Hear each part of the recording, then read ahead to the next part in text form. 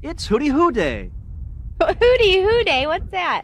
It's a day we all come together and run out in the streets and yell, Hooty Hoo! Really? Anyway, no one is quite sure about the origin of Hooty Hoo Day. Some experts say it may have its roots with the Aztecs as early as the 14th century. Some archaeologists, however, place the start of Hooty Hoo Day back in the heyday of Mesopotamia. If you listen real carefully, you can start to hear the first hooty hoos. Hooty Hoo! Hooty hoo! Hooty Hoo! Hooty Hoo! Hooty Hoo! Hooty hoo! Thank God! Another night of drinking alone, I was going to kill myself. Hooty hoo! Hey, people. I read some of this in the last movie. I read across the top in here, and I showed you my proofs that this is the ancient Phoenician rebus, and it's what we would call Coptic English. Being there is no real name for this set by the scholars because they can't read it, and if they do, they don't want you to read it. So I'm going to read this backwards, being it starts the easiest here. I'm going to read this backwards, and then I'll put this all together.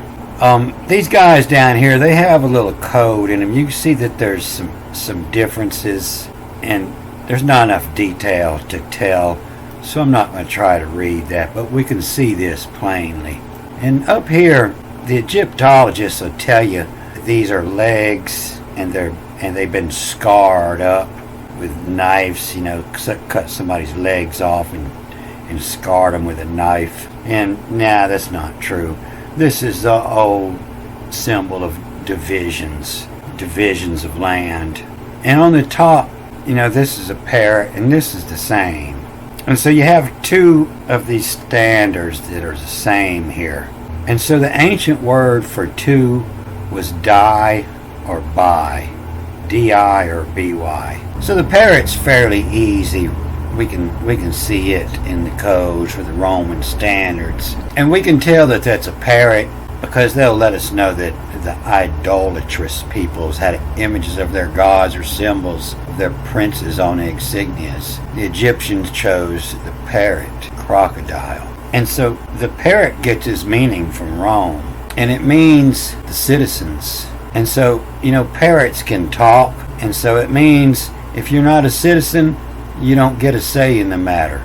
And being that there was no such thing as Egypt when this was created, we're going to go ahead and say that the parrot is the symbol of the Copt, is what that is, the Egypt, the Copt. And so these two standing side by side, once you see that the second one's the same as the first, you read it by citizens.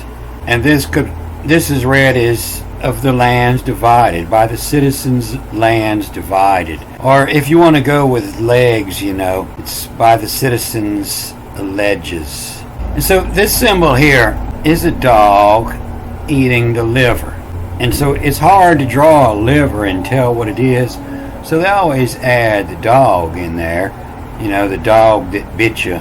To cure a hangover, the hair of the dog that bit you. So that's how we know that the dog's eating the liver. That's what alcohol eats. The dog bit the liver. And so in all the ancient languages back then, the dog was called a Khan. K-A-N-E. Khan. And so what you're looking at is the Khan liver ate. The dog liver ate. The Khan liberate. Can liberate citizens. So now it's starting to look more real. You can see this is just those citizens' army. They got Sister and everybody marching with them, going to fight back. And so they're going to kind of liberate the citizens. And so this here is a kidney, and you pretty much tell it's a kidney. It seems to be the same as it would be pictured today. So the Latin word for the kidneys is the reins. And in most of the languages, that stays fairly similar. In the Dutch, you can see it's actually the backwards, and it's actually the rien is the way most people will see it. In the Spanish, the renons or the renon, and in French, un rien. And it's where your word reincarnate comes from, and it's where your word the renew, and it's where your word strain comes from. And that's what your kidneys are doing. They're cleaning the uric acid out of your blood. You know, it's still the word that your doctor's going to use. Archaic, the kidneys are in architecture. They're part of the vault between the crown and the spring. You know, you can see it's also a sieve, you know, to strain something. But it's also, you know, to retain, to control the reins, you know, to exercise a sovereign power. So back in ancient times, you know, they used to say, well, you know, if you elect me, you know, in my reign can liberate the citizens' divisions. The citizens' divisions.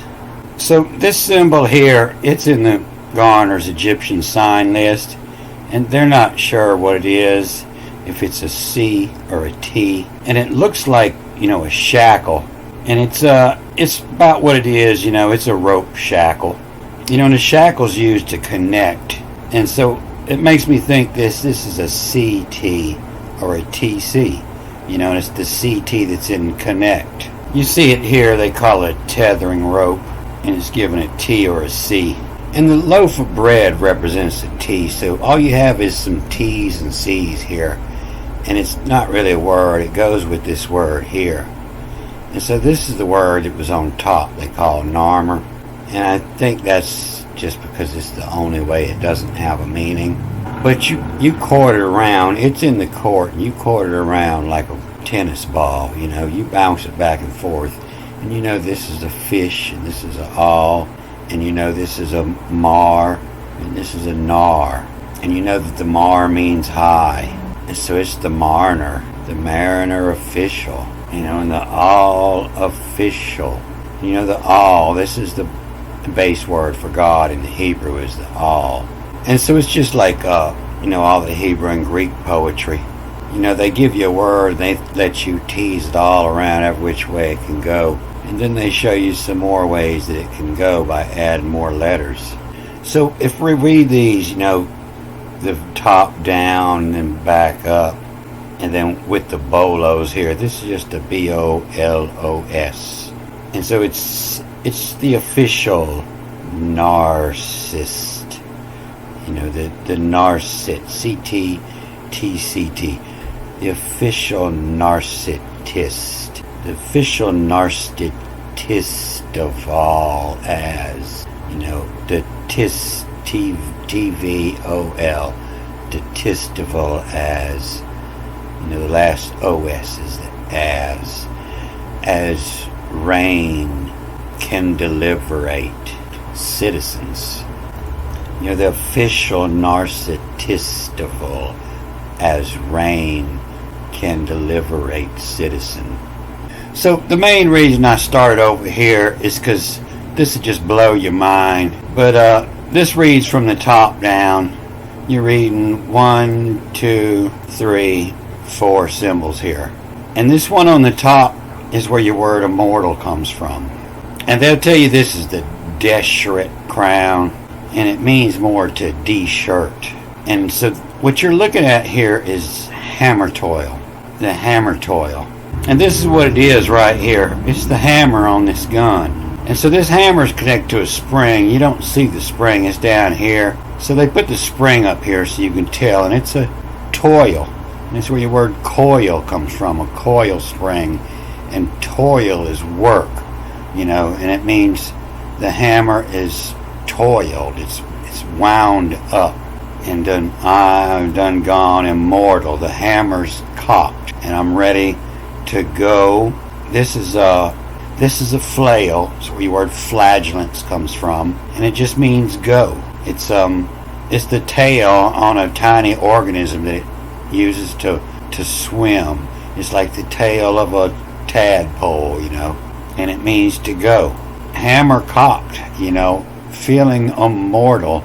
And if you had a gun, you were immortal. And you can even see they went through the trouble of gnarling it. You know, like they'll gnarl the hammer on your gun so your thumb doesn't slip off. You know, and this is this part that strikes the primer cap over here. And it'll have little ears on it. They'll probably be a little lower, you know, the ears on your hammer. But that's what's going on inside of your gun. You know, it's a hammer and a toil. And so, it's the hammer toil, the immortal ears, the mortal ears, the buccaneers, the privateers, the immortal ears, goes tail, goes battle. But yeah, this is where your word armor all come from. This is the all, and that's the base of this tablet. You hung it on the wall, and, one side was home, sweet home, and in a clean house is a happy house. And this is the special side. You just put this side out for your Halloween parties. But when the cleaning crew comes in, they try to look tough. They're going to war on that stain. And they go in there, hammer cocked, go to battle. And you may be reading this as a KT, as in the official narked. Official narked its tab all as. Official narked its tab all as. She done told her brothers about all the con. An official narked its tab all as rain can deliver its citizens. So I went over the beginning of this yesterday in a movie, and I didn't want to bore everybody. There's a lot more than what I got into. There's a reason the faces are all different.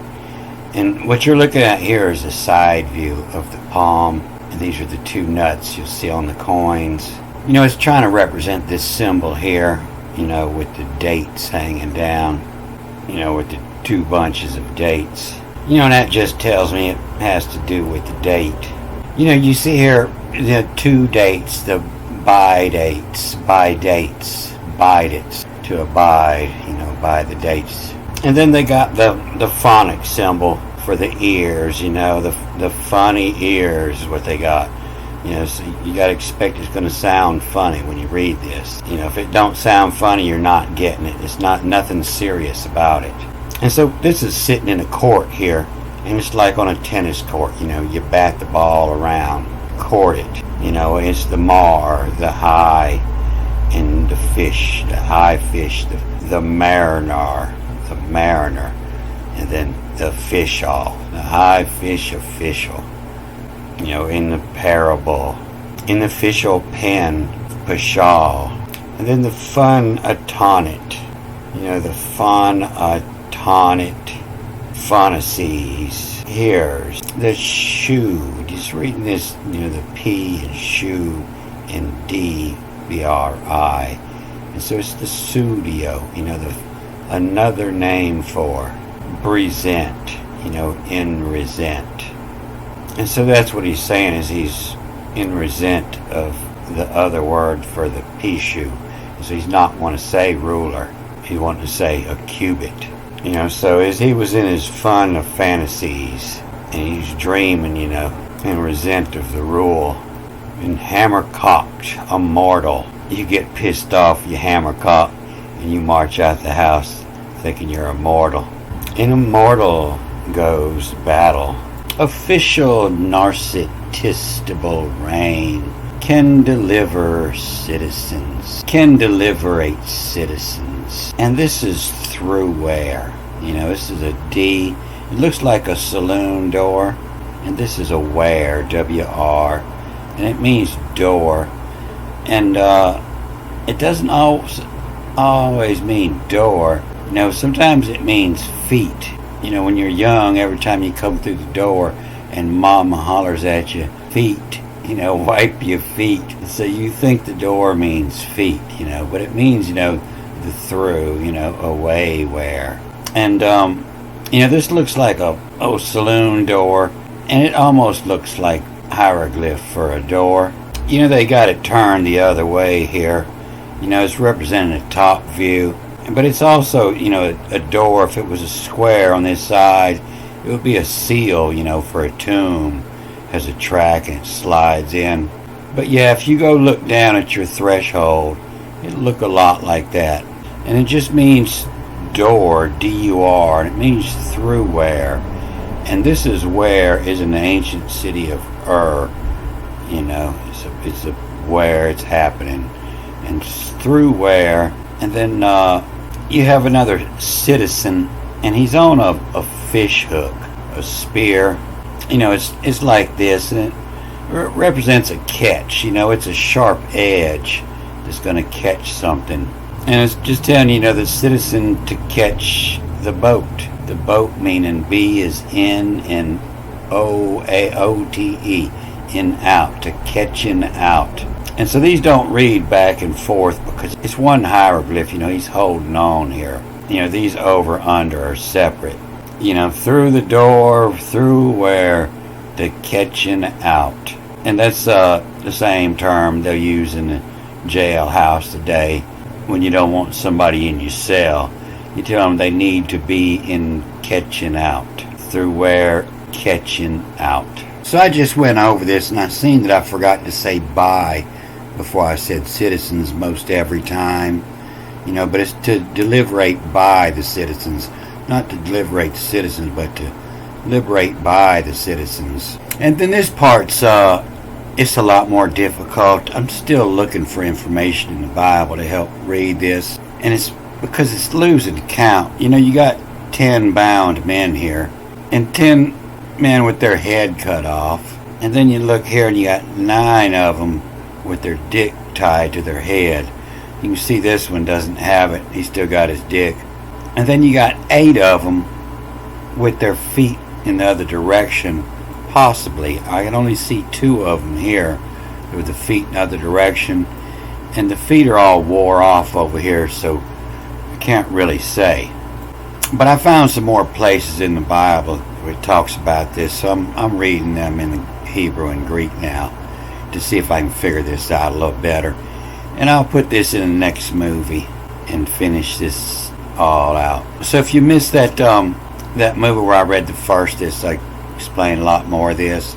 I'll put them in a folder with a couple of things I run into when I was reading in the Hebrew and the Greek, and I'll put them in a link right here at the end of this movie. I'll put those in a folder. Alright, I'm gonna cut this off here. Good day.